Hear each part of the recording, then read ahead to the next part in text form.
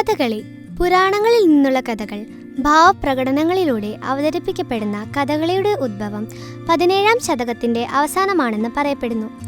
പച്ച, കത്തി, കറുപ്പ് എന്നീ വേഷങ്ങളിലൂടെയാണ് നമ്മൾ കഥാപാത്രങ്ങളെ തിരിച്ചറിയുന്നത്. ചെണ്ട, മദ്ദളം, ഇലത്താളം തുടങ്ങിയ വാദ്യോപകരണങ്ങൾ കൂടുതലായി ഉപയോഗിക്കുന്നു. തുള്ളൽ പ്രസ്ഥാനത്തിൻ്റെ ഉപജ്ഞാതാവ് കുഞ്ചൻ നമ്പ്യാരാണെന്ന് അറിയാത്ത മലയാളികളുണ്ടോ? തമാശയും പരിഹാസവും ഇടകലർത്തി ലളിതമായ ഭാഷയിൽ കഥകൾ അവതരിപ്പിക്കുന്ന ഒരു ജനകീയ കലാരൂപമാണ് തുള്ളൽ.